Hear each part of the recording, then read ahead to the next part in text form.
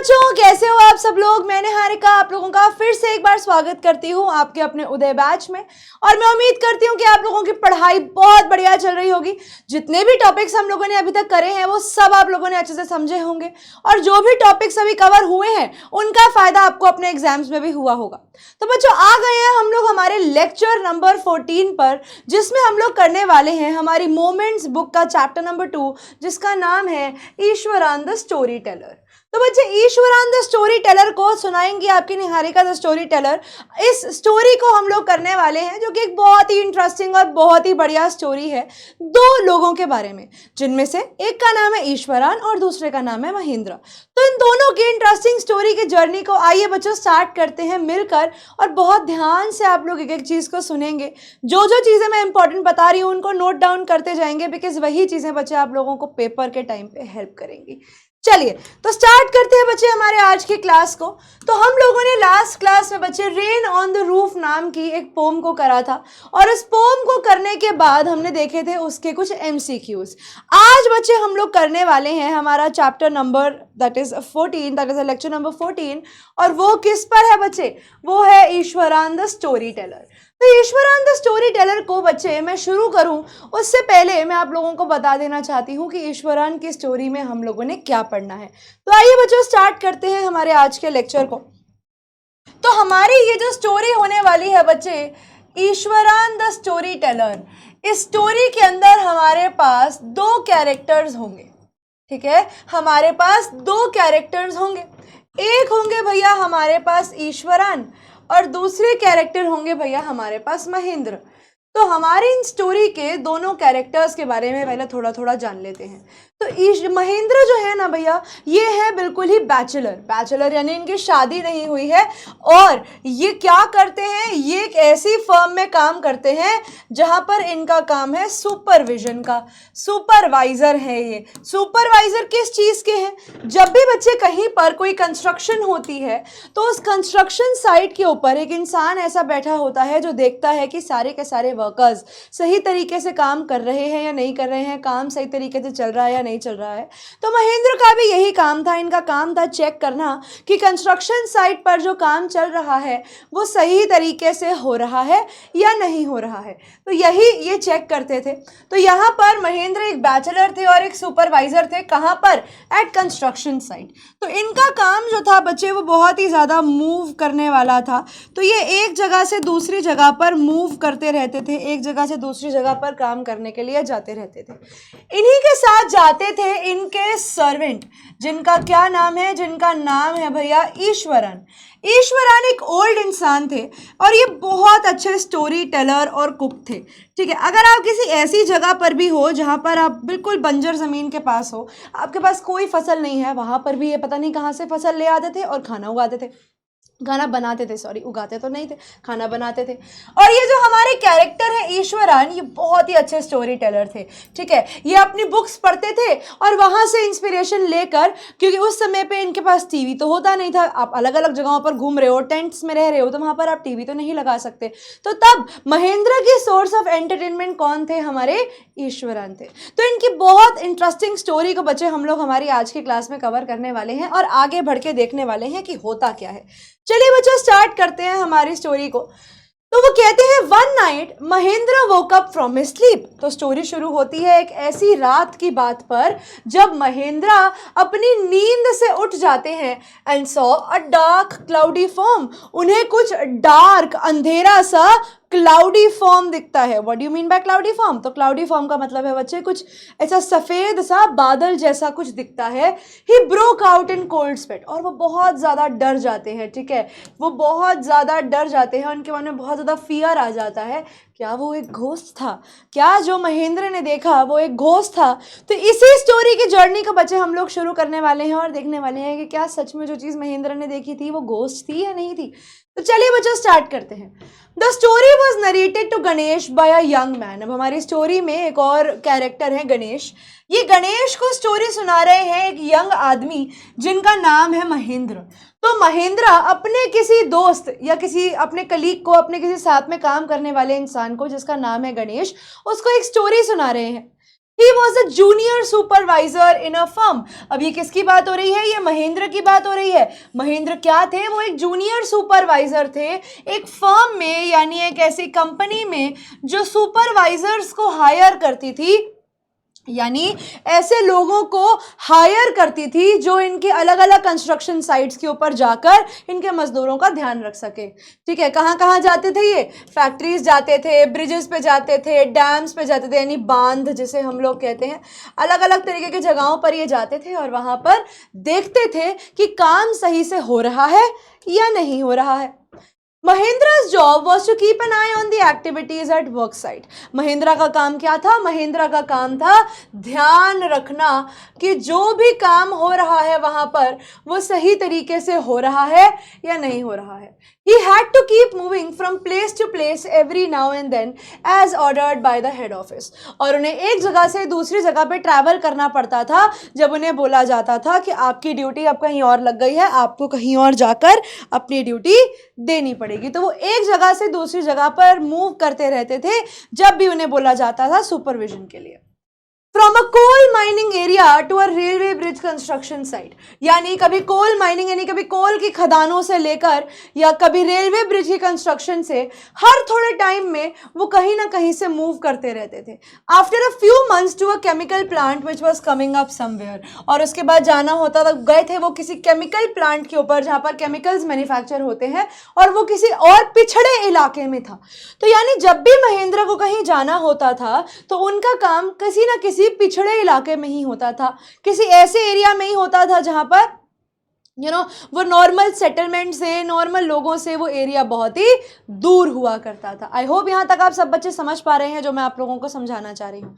आगे बढ़ के स्टोरी देखते हैं। He was a bachelor. Bachelor का मतलब है वह कुंवारे लड़के थे, उनकी शादी नहीं हुई थी, क्योंकि उनकी शादी होती तो उन्हें हर जगह अपनी वाइफ को लेकर जाना पड़ता। उन्होंने शादी इसीलिए ही नहीं करी बिकॉज उन्हें बार बार अलग अलग जगहों पर ट्रैवल करना पड़ता था। अपने आप को ट्रैवल से बचाने के लिए या अपने आप को उस वाइफ की प्रॉब्लम से बचाने के लिए उन्होंने अभी तक शादी ही नहीं करी। His needs were simple and he was able to adjust himself in all kinds of odd conditions. अब क्योंकि वो एक बैचलर थे, क्योंकि वो कुंवारे थे, तो उनकी ज़्यादा कोई डिमांड्स नीड्स भी नहीं थी। बड़े सिंपल से इंसान थे, 2 वक्त की रोटी, थोड़ी बहुत बातें, इतना ही चाहिए होता था उन्हें पूरे दिन के अंदर। और वो किसी भी कंडीशन में, किसी भी अजीब विचित्र कंडीशन में भी अपने आप को संभाल लेते थे, उस सिचुएशन में रह लेते थे। Whether it was an ill equipped circuit house और अ मेकशिफ्ट कैनवस टेंट, यानी भले ही वो एक ऐसा खराब सा घर हो जहां पर इलेक्ट्रिसिटी ही नहीं है, या फिर एक मेकशिफ्ट टेंट, या कह सकते हो अगर आप उन्हें तंबू में रहने को भी कहते थे तो वो तंबू में भी रह लेते थे। इन the middle of a stone query, मतलब एक ऐसी जगह पर जहां पर पत्थरों की खदान थी, यानी पत्थर की खदान। अब आप सोचो जहां पर पत्थर की खदान है उसके ना इधर कहीं पर भी आपको कुछ भी रहने वाली कोई भी सेटलमेंट नहीं मिलेगी, यानी आप उन्हें कैसी भी जगह पर डाल दो वो रहने के लिए रेडी थे। But one asset he had was his cook, लेकिन उनके पास उनकी एक संपत्ति थी। संपत्ति का मतलब ये हो गया कि कोई ऐसी चीज़ जिसको वो कह सकते हैं कि वो उनके बेनिफिट की चीज़ है, वो जिंदगी में वो चीज़ उनकी मदद करेगी। तो उनकी संपत्ति क्या थी भाई? उनकी संपत्ति थे उनके कुक। यानी इस पूरी सिचुएशन को वो कैसे हैंडल कर पा रहे थे या किसकी वजह से हैंडल कर पा रहे थे? वो अपने कुक की वजह से सिचुएशन को हैंडल कर पा रहे थे, अपने बावर्ची की वजह से सिचुएशन को हैंडल कर पा रहे थे। बिकॉज जहां जहां महेंद्र को जाना पड़ता था उनके बावर्ची, जिनका नाम है ईश्वरान, वो हर जगह उनके साथ जाया करते थे, जिनका नाम था Iswaran. The cook was quite attached to Mahendra, और जो कुक थे वो भी बहुत अटैच्ड थे महेंद्र से, बहुत लगाव था उन्हें महेंद्र से। एंड वो भी अनकंप्लेनिंगली, बिना किसी सवाल जवाब के, जहां महेंद्र जाते उनके साथ साथ चले जाते। He cooked for Mahindra, washed his clothes and chatted away with his master at night. तो मतलब जो ड्यूटीज वाइफ की होती थी वो काम महेंद्र यहाँ पर कर रहे थे, ईश्वरान कर रहे थे। वो ईश्वरान के महेंद्र के लिए खाना बनाते थे, महेंद्र से बातें करते थे, उनके लिए कपड़े धोते थे। तो जो भी काम चाहिए होता था महेंद्र को, वो सारा काम उनके लिए ईश्वरान कर देते थे। He could weave out endless stories, और वो स्टोरीज बना सकते थे, वो स्टोरीज बुनते थे, मतलब बुनना, वो स्टोरीज बनाते थे अपने दिमाग के अंदर एंड एनेक्डोट्स, यानी आप कह सकते हो इंसिडेंट्स, छोटे छोटे इंसिडेंट्स, छोटे छोटे जो उनके साथ हादसे होते थे अलग अलग चीज़ों के ऊपर, अलग अलग विषयों के ऊपर वो स्टोरीज बनाया करते थे और ईश्वरान को महेंद्र को सुनाया करते थे। और महेंद्र को भी वो स्टोरी सुनना बहुत ही अच्छा लगता था, क्योंकि इतने थके हुए दिन के बाद महेंद्र को कुछ तो एंटरटेनमेंट मिल जाती थी। Ishwaran also had an amazing capacity to produce vegetables and cooking ingredients seemingly out of nowhere। और वो कहते हैं ईश्वरान के पास कुछ, आप मान लो कोई जादुई शक्तियां थी या क्या ही था, उनके पास एक ऐसी भी पावर थी कि वो उस सिचुएशन में भी सब्जियां और वेजिटेबल्स और फ्रूट्स ले आते थे जहां पर आपको बंजर जमीन में कुछ नहीं मिलेगा, वहां से भी पता नहीं कहां से ईश्वरान अपने आप ही कहीं ना कहीं से सब्जियां उठाकर ले आते थे। यानी वो कितने ज्यादा डेडिकेटेड थे महेंद्र की तरफ। Seemingly out of nowhere in the middle of a desolate landscape, यानी वो एक उजाड़ हिस्से के अंदर जहां पर कुछ नहीं है, ठीक है, बंजर जमीन है हर जगह, वहां से भी जहां पर कोई शॉप्स नहीं है, दूर दूर कोसों दूर तक कुछ भी नहीं है, वहां पर भी महेंद्र सामान लेकर आ जाया करते थे। वहां पर भी वो अपने मास्टर के लिए, महेंद्र के लिए खाने का इंतजाम कर दिया करते थे। तो हमें ये दिखता है कि कितने ज्यादा डेडिकेटेड थे ये अपने मास्टर की तरफ, अपने ओनर की तरफ, ओनर नहीं मास्टर की तरफ। He would miraculously conjure up the most delicious dishes. He says, मतलब ये तो भैया एकदम ही मिराकुलस बात है, यानी ये तो एकदम अचंभे की बात है, ये तो बिल्कुल ही अचंभे की बात है कि वो बहुत ही टेस्टी टेस्टी डिशेस बना लेते थे ऐसी जगहों पर जहां पर कुछ भी नहीं है, और वो भी किससे, फ्रेश वेजिटेबल से। With in an hour of arriving at the zinc sheet shelter at the new work place, जहां पर जिंक धातु के शेल्टर्स थे, जहां पर से जिंक निकलता है, वहां के एरियाज में रहकर भी ये वेजिटेबल निकाल लेते थे। कहीं ना कहीं से पता नहीं कहाँ से लाते थे, लेकिन बहुत ही टेस्टी खाना ऐसी कंडीशन में भी बना लेते थे। Mahendra would be up early in the morning, Mahendra सुबह जल्दी उठ जाया करते थे एंड काम के लिए निकल जाते थे ब्रेकफास्ट के बाद, और कुछ खाना अपने साथ ले जाया करते थे जो ईश्वरान इनके लिए बनाते थे। यानी ईश्वरान इनके लिए बहुत कुछ करते थे, बहुत अच्छा काम इनकी जिंदगी में चल रहा था। Meanwhile, ईश्वरान would tidy up the shed, और उसी समय पे ईश्वरान क्या करते, ईश्वरान पूरा का पूरा जो शेड था उसे क्लीन कर लेते। भाई वाइफ वाली ड्यूटी सारी ईश्वरान निभा रहे थे। वॉश द क्लोथ्स, सारे कपड़े धो लेते थे। और एक बड़ा ही लीजरली बात, बड़ा ही इंजॉयबल सा बात, बड़े मजे से फिर ये नहाते थे और अपनी जिंदगी जीते थे। Pouring several buckets of water over his head, बड़े सारे पानी के डब्बे डालते हुए ओम नमः शिवाय ओम नमः शिवाय करते हुए अपना नहा लेते थे। Muttering a prayer all the while, पूरे टाइम उनके मन में एक प्रेयर चलती रहती थी। वो कोई भी प्रेयर हो सकती है, हमने भैया ओम नमः शिवाय बना दिया बिकॉज हम ऐसे ही करते हैं। It would be lunch time by then, और वो कहते हैं कि जब तक वो नहाते, कपड़े धोते, सारा काम करते, उस समय तक दोपहर हो जाती, लंच का टाइम हो जाता। फिर वो खाना बनाते और लंच करने के बाद थोड़ी देर के लिए किताब पढ़ते और उसके बाद सो जाते, और उसके बाद थोड़ी देर वो अपनी दोपहर की नींद लेते। यानी ईश्वरान के लिए काम क्या था, अपने मास्टर को खुश रखना और उसके बाद अपना काम करो और सो जाओ। The book was usually some popular Tamil thriller running to hundreds of pages। अब जैसा कि यहाँ पर लिखा था कि ईश्वरान को किताबें पढ़ना भी अच्छा लगता था, तो ईश्वरान कैसी किताबें पढ़ते थे, ईश्वरान पढ़ते थे तमिल थ्रिलर, ठीक है, तमिल स्टोरीज जिसमें एडवेंचर, थ्रिल, जिसके अंदर ऐसी ऐसी कहानियां लिखी होती थी जिनको पढ़ के मजा आता था कि वाह क्या कहानी है, ऐसी कहानियां लिखी होती थी। इट्स इमेजिनेटिव डिस्क्रिप्शंस, उस किताब में लिखी होती थी इमेजिनेटिव डिस्क्रिप्शंस, यानी मन गढ़ंत बातें, यानी हमारी सोच में बनाई हुई कई बातें लिखी होती थी। And narrative flourishes would hold Iswaran in thrall, and वो कहते हैं कि जो नैरेटिव, जो कहानियाँ थी उसके अंदर, जो कहानियाँ लिखी होती थी बच्चे उसके अंदर, वो ईश्वरान को थ्रॉल में रखती थी, यानी उन्हें हमेशा सरप्राइज में रखती थी। उन्हें भी वो स्टोरियाँ पढ़ना बहुत ज़्यादा पसंद था। His own descriptions were greatly influenced by the Tamil authors that he had read। अब यहाँ पर वो बताते हैं कि जो हमारे ईश्वरान है, उनकी खुद की स्टोरीज, जो वो खुद स्टोरीज सुनाते थे महेंद्र को, वो उन तमिल ऑथर्स की ही स्टोरीज से आती थी, यानी कुछ इंस्पिरेशन वो वहाँ से भी लिया करते थे. When he was narrating even the smallest of incident, जब वो छोटी से छोटी कहानी भी सुना रहे होते थे ना, तो उस समय भी वो अपने हाथों का यूज़ करते थे, अपने जेस्चर्स का यूज़ करते थे, इशारों का यूज़ करते थे अपनी बात बताने के लिए. He would try to work in suspense and surprise ending to the account. वो कोशिश करते थे कि वो उसके अंदर कोई रहस्य क्रिएट करें उस स्टोरी के अंदर, या स्टोरी की जो एंडिंग है वो सरप्राइज एंडिंग बनाए, एक ऐसी एंडिंग बनाए जो महेंद्र ने सोची भी नहीं होगी. तो इस तरीके की स्टोरीज बनाना और इस तरीके की स्टोरीज सुनाना उन्हें बहुत अच्छा लगता था. For example, instead of saying he had come across a uprooted tree, वो कहते हैं कि अगर उन्हें ये बोलना होता था कि उनको रास्ते में एक उखड़ा हुआ पेड़ दिखा है, उसकी जगह वो उस बात को थोड़ा सा घुमा फिरा कर, थोड़ा मुड़ा तुड़ा कर बोलते थे. He would say with eyebrows suitably arched, मतलब उठाकर, अपनी आईब्रोज उठाकर वो ऐसे कि तुम्हें पता है कि वहाँ पर चलते चलते मुझे एक बड़ा जाइंट दिखा. जाइंट पता है क्या होता है? जाइंट होते हैं वो बड़े बड़े राक्षस थे. मेरे को एक बड़ा सा जाइंट दिखा जिसने अपने हाथ इस तरीके से फैला रखे थे, और उसके हाथों को देखकर मुझे ऐसा लगा कि पता नहीं ये क्या है, जबकि होता वो एक छोटा सा पेड़ ही था. लेकिन उसकी डिस्क्रिप्शन ऐसी थी कि हे भगवान, मुझे तो पता नहीं इतना बड़ा सा क्या दिखा, अजीब सा. His hands held out in a dramatic gesture, और पूरे वो ड्रामा वाले मूड में से हाथ बना के. The road was deserted, वो कहते हैं कि वो रोड एकदम खाली थी और मैं अकेला उस रोड पर चलता हुआ जा रहा था.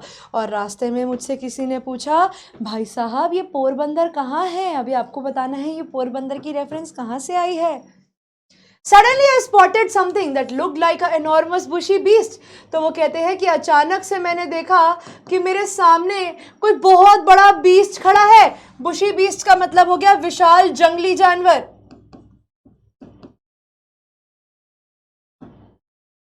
Sprawled across the road, कि वो लेटा हुआ है, ठीक है, गिरा हुआ है रोड के, गिरा कि वो रोड पर गिरा हुआ है. तो इसे उसको देखकर मेरे को तो मजा आ गया. I was half inclined to turn and go back. He says, मेरा आधा पक्का हो गया था कि मैं मुड़ जाऊंगा और यहाँ से वापस चला जाऊंगा.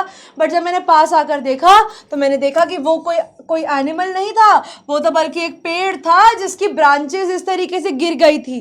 तो यानी वो छोटी छोटी चीज़ों में भी सस्पेंस क्रिएट करते थे ताकि ईश्वरान को उनकी स्टोरी सुनने में मज़ा आए. और हर बार ईश्वरान को उनकी स्टोरी सुनने में मज़ा आता था.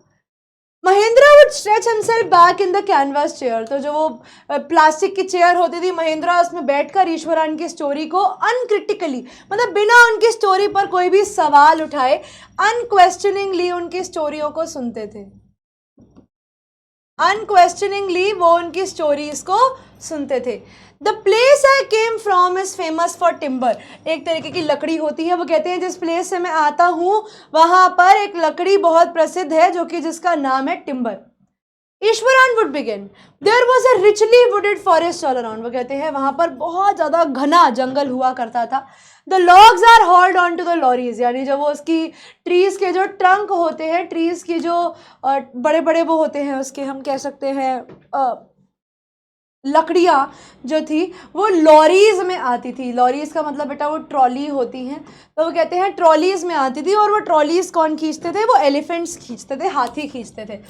They were huge, well fed beasts. और वो कहते हैं वो बड़े ही विशाल, बहुत ही ज़्यादा अच्छे तरीके से खिलाए पिलाए एनिमल्स हुआ करते थे.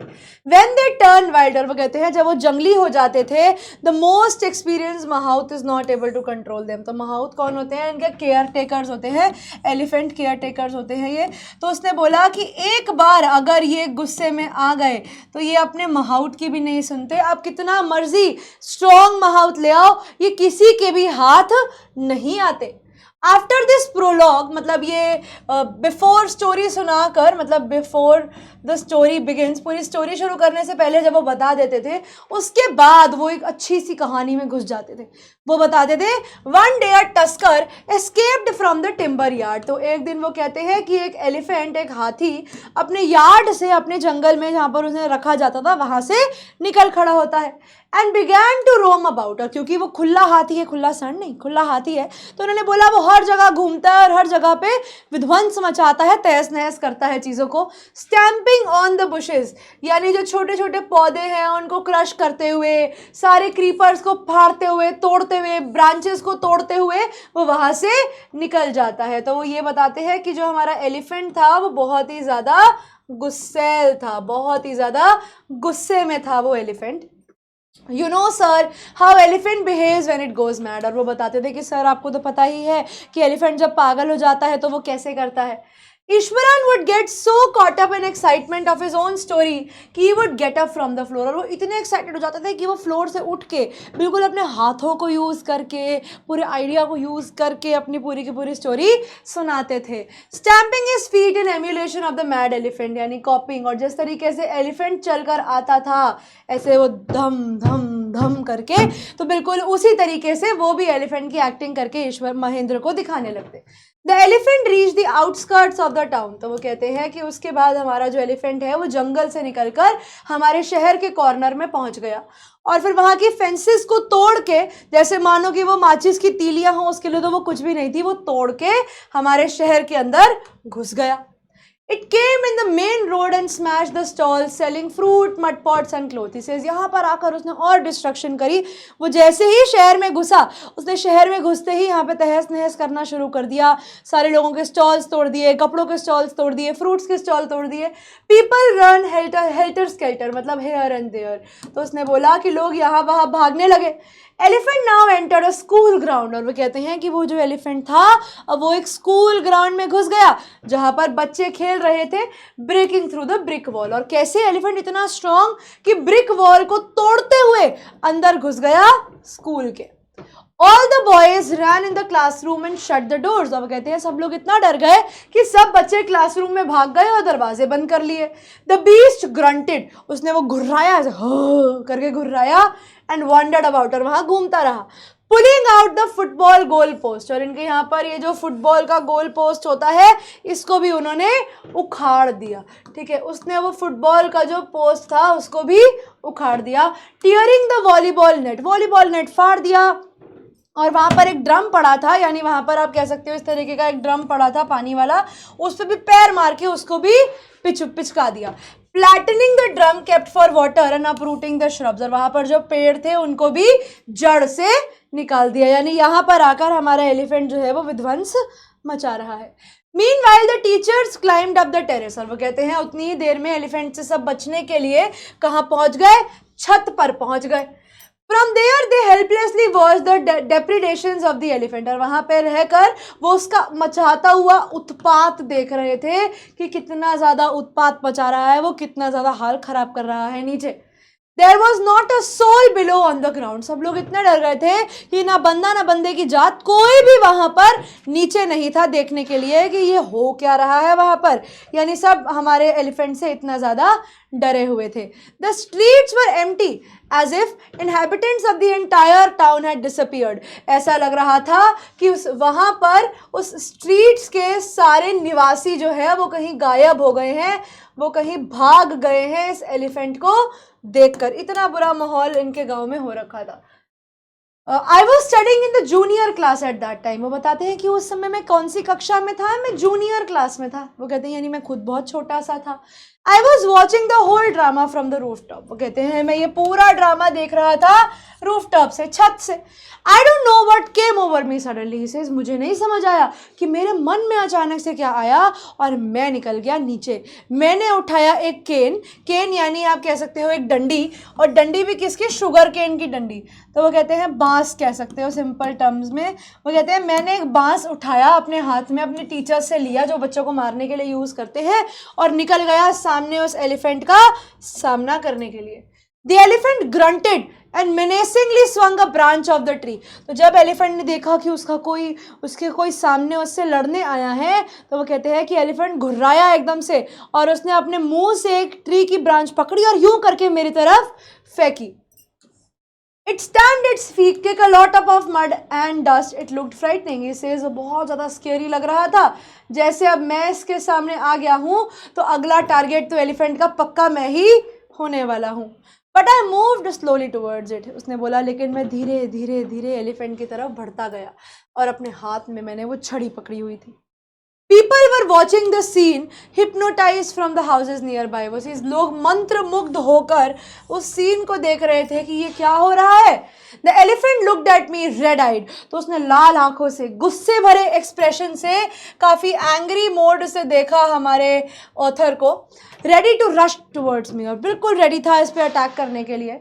इट लिफ्टेड इट्स ट्रंक, उसने अपनी ट्रंक उठाई, अपनी सूंड उठाई और ट्रम्पेट किया, यानी हाथी जो अपनी आवाज़ निकालता है, ट्रम्पेट करना, और ज़ोर से उसने अपनी तुरही बजाई जो वो बजाता है। तुरही तो नहीं कहेंगे, उसने अपनी आवाज़ निकाली। And at that moment I moved forward mustering all my forces. जैसे ही उसने अपनी सूंड उठाई, मैंने पूरी हिम्मत इकट्ठी करके अपनी पूरी हिम्मत गैदर कर मैं भागा उसकी तरफ। Waged it's third टोनेल on the quick, और हिट किया जाकर उसके पैर के तीसरे टोनेल को। अब इसका इमेज आपको मैं कैसे दिखाती हूँ, एक सेकेंड में आप लोगों को दिखाती हूँ कि थर्ड टोनेल का मतलब क्या था। मतलब मान लो अगर ये हाथी का पैर है तो ये एक नाखून, ये दो नाखून, ये तीसरा नाखून। तो बच्चे ये थर्ड टो नेल था, तो वो उसने इसके थर्ड टो नेल के ऊपर आकर वो डंडी जो स्टिक थी ना, वो ये उठा करके मारी। और वो कहता है कि अचानक से उस पूरे एनिमल के बदन में एक कपकपाहट सी आई और वो नीचे गिर गया, और वो एकदम से नीचे गिर गया। The beast looked stunned for a moment. वो कहते हैं एक समय तो उसके चेहरे पर इतना ज़्यादा शॉक था कि ये क्या हो गया। एकदम से फिर उसके शरीर में कंपन सी हुई और वो एकदम से नीचे गिर गया, शिवर हुई, यानी एकदम से उसके शरीर में वो कंपन सी हुई और वो गिर गया। At this point Iswaran would leave the story unfinished, और यहाँ पर ईश्वरान स्टोरी को बीच में छोड़ देते थे, क्योंकि यहाँ पर अब एक दिमाग में सस्पेंस आया। हाउ, कैसे किया ये, ऐसा कैसे हो सकता है, तुम उसके पैर पे मारोगे और वो बेहोश हो गया, अभी तक तो हुआ नहीं, अब अचानक से कैसे बेहोश हो सकता है।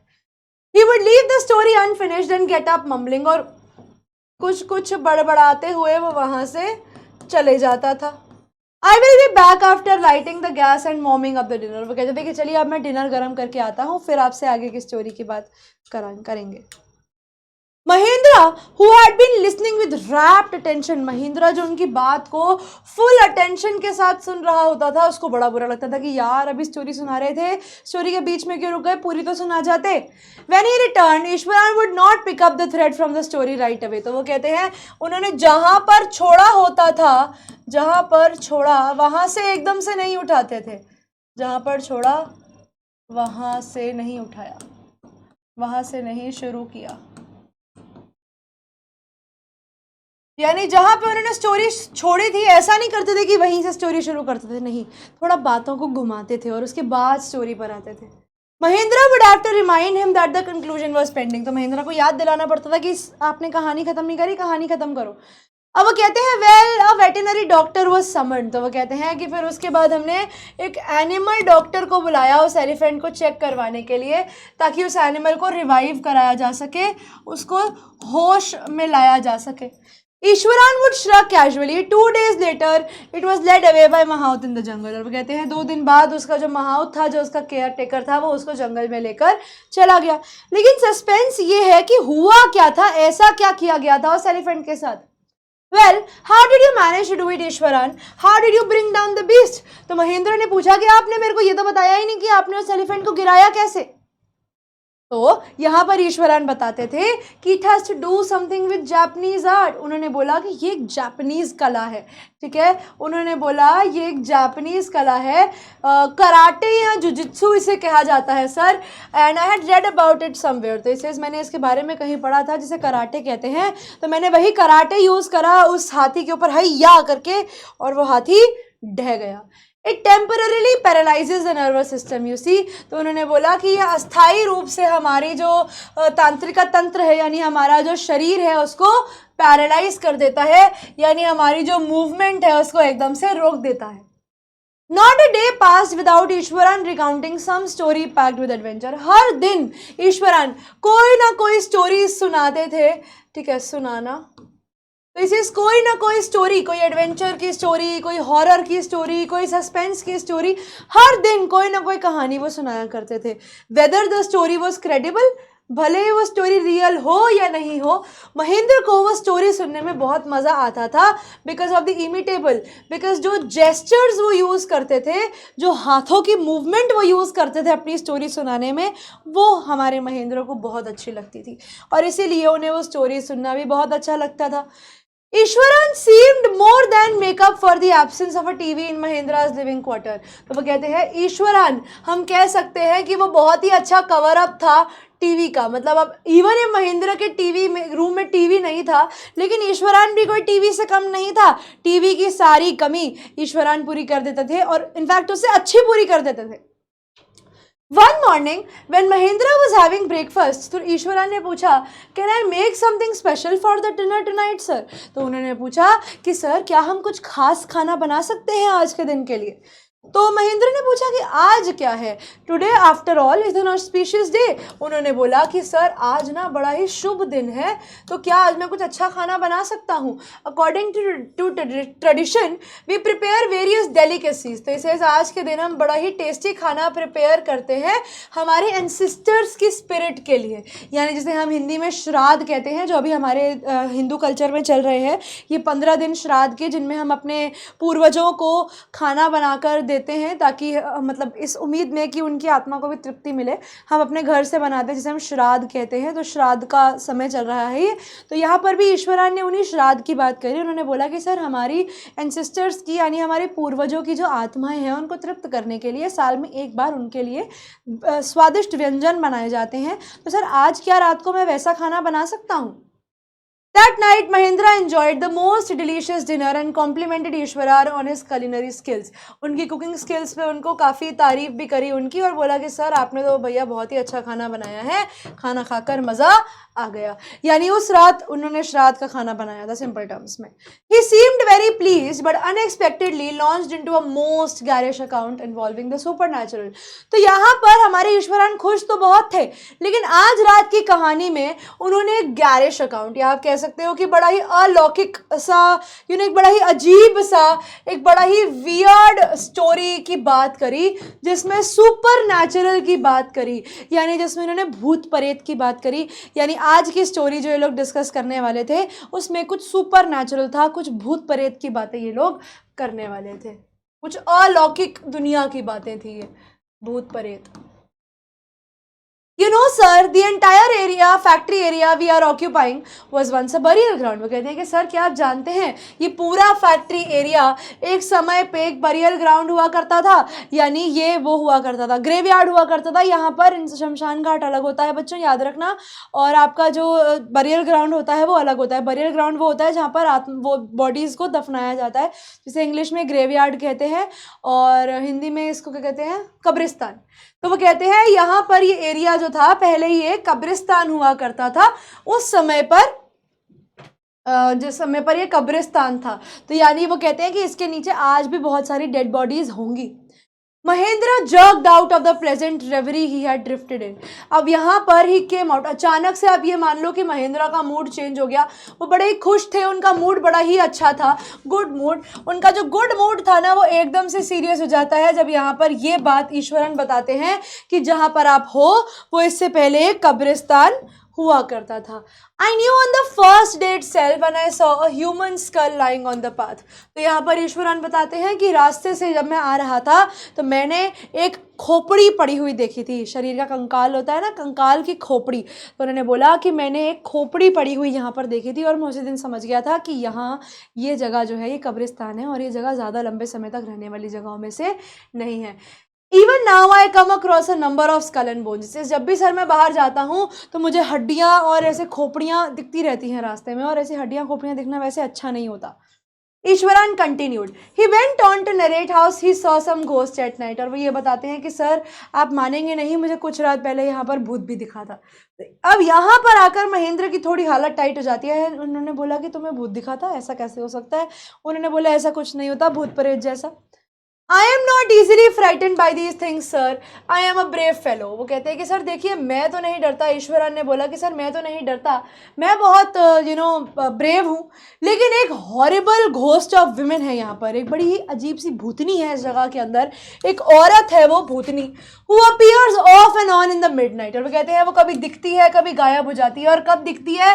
वो फुल मून की रात दिखती है। वो कहते हैं वो पूर्णिमा की रात को दिखती है, अमावस्या नहीं, पूर्णिमा की रात को भूतनी दिखती है। सोचो, इट इज़ अ अगली क्रिएचर। और वो कहते हैं वो बड़ी ही अगली सी है, बड़ी ही बदसूरत सी है वो, विद मैटेड हेयर, जिसके बाल जो है ना वो बड़े ही चिपके से बाल है, चिपके चिपके से बाल है उसके, चिपके बाल है उसके, और श्रिवर्ड face.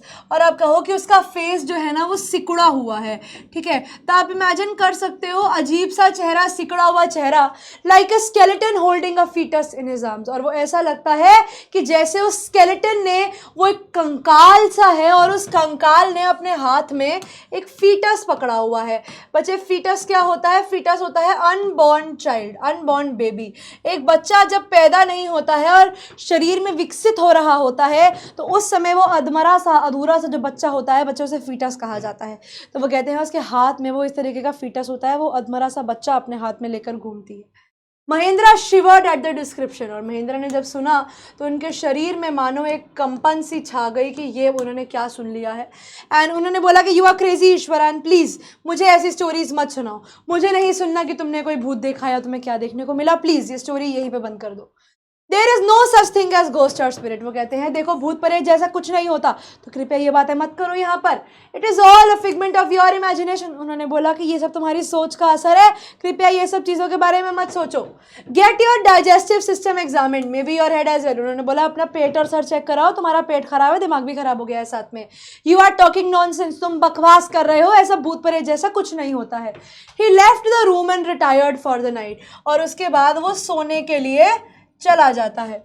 Expecting Iswaran to sulk for a couple of days. उनको ये लग रहा था कि ईश्वरान जो है कुछ दिनों के लिए नाराज रहेंगे, लेकिन ईश्वरान बिल्कुल भी नाराज नहीं थे, ईश्वरान बिल्कुल ही नॉर्मल थे। But the next moment he was surprised to find cook as cheerful and talkative as ever. उन्होंने देखा कि उनके कुक बिल्कुल नॉर्मल है, उन्होंने पिछली रात की बात का कुछ भी बुरा नहीं मनाया था। From that day on Mahendra for all his brave talk went to bed with a certain unease. Although Mahendra ने उस दिन बड़ा अपने आप को ब्रेव दिखाया कि मेरे को तो बिल्कुल भी डर नहीं लगता, दुनिया में कुछ भी हो जाए, लेकिन उस रात से वो ढंग से सो नहीं पा रहे थे। उनके दिमाग में एक टेंशन थी, जब भी वो सोने लगते तो उनके दिमाग में एक टेंशन सी आ जाती कि यार कहीं वो कहानी सच ना हो जाए जो मुझे सुनाई गई थी। Every night he peered into the darkness outside through the window। और हर रात अपने डर को कंफर्म करने के लिए कि ऐसा कुछ भी नहीं है वहाँ पर, हर रात वो विंडो से बाहर देखते थे, ठीक है। हर रात he looked out, हर रात वो बाहर देखते थे देखने के लिए कि क्या है, trying to make sure कि there was no movement or dark shapes in the vicinity, यानी क्लोज बाय एरिया। अपने आसपास के एरिया में वो बड़ा ही ध्यान रखते थे कि कुछ भी उन्हें ऐसा ना दिख जाए जिसको देखकर उनकी हालत खराब हो जाए। But he could see only a sea of darkness. बट उनको क्या दिखता था? एक समुद्र दिखता था। डार्कनेस का मतलब जितनी दूर देखो सिर्फ घुप अंधेरा और कुछ भी नहीं। और twinkling lights off the factory miles away, और दूर से टिमटिमाती हुई रोशनी दिखती थी एक फैक्ट्री की। He has always like to admire the milk white landscape. उन्हें बड़ा अच्छा लगता था उस सुंदर से लैंडस्केप को देखना ऑन फुल मून नाइट्स। कब देखना अच्छा लगता था? फुल मून नाइट्स को, यानी पूर्णिमा की रात को। अब ये पूर्णिमा की रात को ही इनकी नींदें खराब हो जाने वाली है। But after hearing Eswaran story of the female ghost, तो वो पूर्णिमा की रात को तो हम बिल्कुल ही उन्होंने देखना बंद कर दिया था इस चीज़ के डर में कि आज तो वैसे भी पूर्णिमा की रात है, भगवान ना करे कुछ डरावना उन्हें देखने को मिल जाए। लेकिन ऐसा कैसे? कुछ ना कुछ तो दिखेगा। One night Mahendra was woken up by his sleep from a low moan close to his window। और एक रात महेंद्र की नींद खुल जाती है एक लो मोन, एक हल्की आवाज़ से, धीमी करह की आवाज़ से उनकी नींद जो है वो खुल जाती है और वो बाहर देखते हैं कि क्या है। At first he put it down to a cat prowling for mice. पहले वो कहते हैं कि अरे कुछ नहीं, ये तो शायद एक बिल्ली है जो घूम रही है आसपास, रोमिंग अराउंड, एक ऐसी बिल्ली है जो आसपास यहाँ पर एक चूहे के लिए घूम रही होगी और वो ऐसी आवाज़ें निकाल रही है. But the sound was too guttural for a cat. लेकिन वो उसके लिए वो आवाज़ बहुत ही ज़्यादा अजीब थी. ठीक है, वो बहुत ही अजीब सी आवाज़ थी, मतलब बिल्ली ऐसी आवाज़ नहीं निकाल सकती. He resisted the curiosity to look out. अब उसके मन में तो हो रहा था कि मैं बाहर देखूं, लेकिन कहीं ना कहीं वो अपनी जिज्ञासा को कंट्रोल कर रहा था कि नहीं, मेरे को बाहर नहीं देखना, एल्स कहीं ना कहीं वो कुछ ऐसा ना देख ले जिससे उसको हार्ट अटैक ही आ जाए. मतलब उसे कहीं ना कहीं ईश्वरन की बात का डर दिमाग में महसूस हो रहा था कि कहीं मुझे कुछ ऐसा ना दिख जाए जिसको देख कर मैं एकदम से डर जाऊं. But the wailing became louder. लेकिन वो जो रोने की आवाज़ थी वो धीरे धीरे और होती गई एंड लेस फेलिन, यानी कैट जैसी, लेस कैट लाइक. और धीरे धीरे वो पता लग रहा था कि ये आवाज़ जो है ये बिल्ली की तो नहीं है, ये कुछ और ही है जो इस तरीके से रो रहा है. He could not resist the temptation any more. अब अपनी ये जो डिज़ायर थी बाहर देखने की, ये जो इच्छा थी बाहर देखने की, ये इनसे कंट्रोल नहीं हुई और उन्होंने सोचा कि छोड़ो, जो होगा देखा जाएगा, बाहर देख ही लेते हैं. Lowering himself to the level of window, he looked out in the white sheet of moonlight outside. और ऐसे उन्होंने नीचे होकर देखा कि क्या है, क्या हाँ से आवाज़ आ रही है ये अजीब सी इतनी. There, not too far away, was a dark cloudy form. वही dark cloudy form जिसकी बात स्टोरी के स्टार्टिंग में हुई थी, clutching a bundle. और उसके हाथ में एक बंडल था. क्या ये वही बंडल तो नहीं जिसके बारे में ईश्वरान बात कर रहे थे? क्या ये वही अनबॉर्न चाइल्ड, वही फीटस तो नहीं? क्या ये वही भूतनी तो नहीं जो दादाजी को दिखी थी, यानी हमारे ईश्वरान को दिखी थी? Mahendra broke into cold sweat, very scared. और महेंद्र वो देखकर, वो मंजर देखकर बहुत ज़्यादा डर जाता है.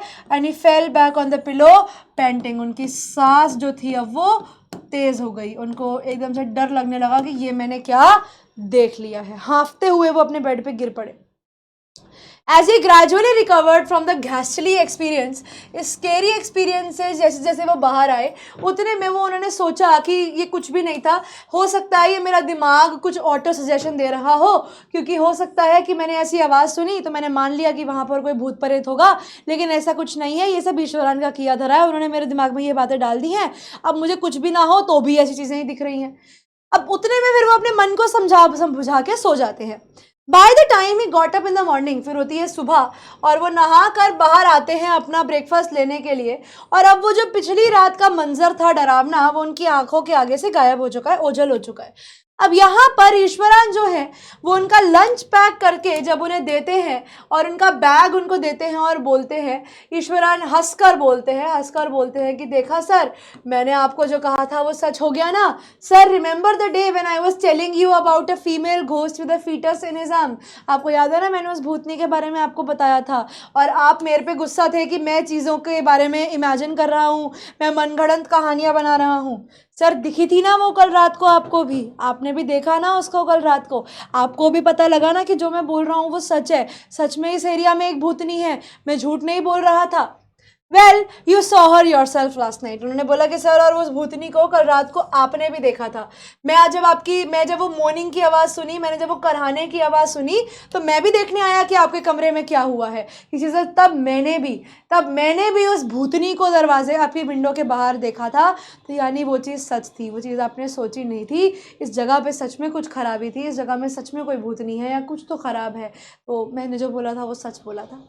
A chill went down Mahindra's spine. और जब महेंद्र को रियलाइज हुआ कि कल रात को जो उसने देखा वो उसके दिमाग का बनाया हुआ नहीं था, वो उसकी दिमाग की उपज नहीं थी, सच में उस विंडो के बाहर कोई भूतनी, कुछ अजीब सा कैरेक्टर खड़ा था. तो he did not wait Iswaran to complete his sentence. उसने ईश्वरान के सेंटेंस को कंप्लीट करने का वेट भी नहीं किया और ईश्वरान को बोला कि ईश्वरान, सब कुछ पैक कर लो, हम यहाँ से जा रहे हैं, हम इस एरिया में नहीं रहेंगे, ये जगह पर हम नहीं रहने वाले. He hurried to his office, handed in his papers. और यहाँ से वो रिज़ाइन करके निकल जाता है. वो बोलता है कि सर, मैं इस जगह पर एक दिन भी और नहीं रुकूंगा, ये एक हॉन्टेड जगह है, ये एक शापित जगह है, तो यहाँ पर इस स्थान को मैं इस जगह पर तो नहीं रह सकता, ना ऐसी जगह पर मुझसे काम होगा. तो इस जगह को छोड़कर मैं तो जा रहा हूँ और मैं कहीं और जाकर काम कर लूँगा. और इसी तरीके से ईश्वरान द स्टोरी टेलर की कहानी ख़त्म हो जाती है और एंड में बेचारा हमारा महेंद्र डर जाता है. चलिए बच्चों, अब देखते हैं इसके कुछ क्वेश्चंस। अब आप लोग पहले इस क्वेश्चन का आंसर दीजिए। Which art help Iswaran to bring down the beast? आप लोग अपना आंसर सोचिए, मैं आप लोगों को आंसर बताती हूँ पॉज करके। ऑप्शन नंबर सी बच्चे आपके क्वेश्चन का सही आंसर है, जुजुत्सु, जिसके लिए उन्होंने कराटे का नाम भी दिया था। उन्होंने बोला था कि कराटे खेलो या जुजुत्सु, उसमें उन्होंने उसके थर्ड टोनेल पर हिट किया था और थर्ड टोनेल पर हिट करने से ही उसको मार गिराया था। चलिए अगला सवाल देखते हैं बच्चों। Where did the school boy hide themself to see the mad elephant? बच्चे कहाँ पर छुपे? बच्चे छुपे थे क्लासरूम्स के अंदर, ठीक है। तो ऑप्शन नंबर सी। और टीचर्स कहाँ चली गई थी? टीचर्स चली गई थी टेरेस के ऊपर, ठीक है। आप लोग अगला क्वेश्चन देखेंगे पॉज करके। What happened to the elephant when Eswaran hit on the third toenail of the elephant? तो वहां पर अचानक से वो उसने ग्रंट किया और वो जमीन पर गिर गया। Ran away from the ground, caught Eswaran in his trunk and threw him and made friendship with Eswaran away. तो भैया वो एकदम से ग्रंट किया और एकदम से उसकी बॉडी में शिवर हुआ, यानी एकदम से उसकी बॉडी कांपी और वो कोलैप्स कर गया, यानी एकदम से नीचे गिर गया। Option number A. और ये रहा बच्चे आप लोगों की आज की क्लास का आखिरी सवाल। Iswaran had an amazing capacity, what was it? Falling down of big trees? नहीं, लेकिन ऐसे एरिया से भी वेजिटेबल्स और फ्रूट्स लेकर आ जाना जहां पर कुछ भी नहीं होता था। डिसोलेट एरिया में यानी बंजर एरिया में भी वो फ्रूट वेजिटेबल्स ले आते थे। Option number B. बच्चे इसके बाद एक ये क्वेश्चन आप लोगों का होमवर्क के लिए है और एक और क्वेश्चन मैं आप लोगों के होमवर्क के लिए छोड़कर जा रही हूँ, दिस वन। एक ये बच्चे होमवर्क आप लोगों के क्वेश्चन के लिए दिया गया है। इसके बाद आप लोग एक और ले लीजिए, लो जी होमवर्क ले लो। एक क्वेश्चन हम लोग और करते हैं, मुझे ये बताओ, What would Eswaran do after Mahindra had left? वो टाइडी करते थे घर को, कपड़े धोते थे और एक लीजरली बात भी लेते थे। तो बच्चे ऑल ऑफ दी अबव इस क्वेश्चन का आंसर होगा, वो सब कुछ किया करते थे, ठीक है। और देखते हैं, हमारे पास सवाल है, जी हाँ, एक ये, What kind of a person was Eswaran? Eswaran कैसे इंसान थे? वो क्यूरियस लर्नर थे, उन्हें चीज़ों के बारे में पढ़ना बहुत अच्छा लगता था, तभी वो तमिल थ्रिलर पढ़ते थे, तभी उन्हें तमिल थ्रिलर पढ़ना अच्छा लगता था। डेडिकेटेड, लॉयल और ओबीडियंट वर्कर थे, बिकॉज जहाँ जहाँ महेंद्र वहाँ वहाँ ईश्वरन। और हर चीज़ के अंदर उनके पास काफ़ी पॉजिटिव ट्रेड्स थी, बहुत मल्टी टैलेंटेड थे, खाना भी बना लेते थे, कहानियाँ भी सुना लेते थे, कपड़े भी धो लेते थे, सब कुछ कर लेते थे। तो बच्चे all of the above, option number D आपके क्वेश्चन का सही जवाब होगा। तो इसी के साथ बच्चे हमारा ये चैप्टर भी हो जाता है समाप्त एंड हमारी क्लास भी हो जाती है समाप्त। बच्चे आपको इसके डीपीपी मिल गए होंगे, आप लोग इस चैप्टर के डीपीपी लगाएं और जो होमवर्क के क्वेश्चंस हैं मुझे बताएं कि वो आप लोगों ने सॉल्व कर लिए। चैट बॉक्स में बताना कि आप लोगों को लेक्चर कैसा लगा। अब हम लोग मिलेंगे बच्चों हमारी अगली क्लास में, तब तक के लिए इसी तरीके से पढ़ते रहिए, आगे बढ़ते रहिए। मैं उम्मीद करती हूँ ये चैप्टर आप लोगों को ज़रूर समझ में आया होगा। अब मिलेंगे हम लोग हमारे अगली क्लास में, सेम डे सेम टाइम। तब तक के लिए बच्चों जय हिंद, जय भारत, गुड नाइट।